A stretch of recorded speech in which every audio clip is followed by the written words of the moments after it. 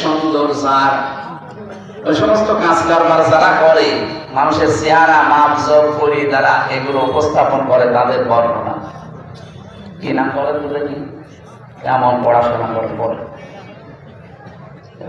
আসমানে থাকে বলতে পারবে আপনি তো পারবেন কি নাম বললো আমার সাথে আমার পাশের ছেলে ছিল আদালতে আমি বড় টাকা হয়েছি না ওইটা রাশমিকা মান্দানা নাম শুনেছেন? চেয়ার আর কাটিং এ এখন পৃথিবীতে 1 নাম্বার আছে।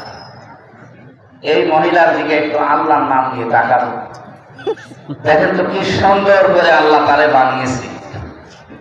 এর চাইতে তাহলে শতগুণে সুন্দরী ছিল আমাদের আদি মাতা হযরতে হাওয়া আলাইহিস সালাম। কি বানিয়েছিলেন আল্লাহ তাকে।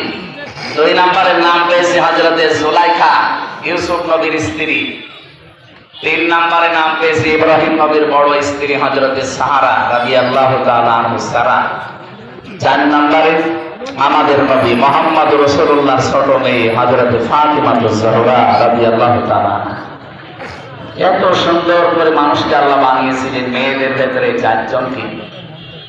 সৌন্দর্য যদি প্রদর্শনের বিষয় হতো, এনারা বিশ্ব সুন্দরী হয়ে সারা দুনিয়ায় চেহারা দেখিয়ে বেড়াতে।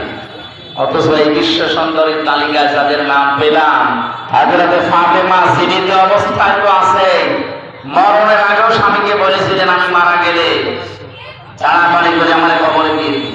দেশে মানুষ খবরও দেওয়ার দরকার নেই, মানুষ হয়তো কাপড়ের উপর দিয়ে আন্দাজ করতে পারে নবীর মেয়ে এরকম মোটা ছিল, এরকম পাতলা ছিল।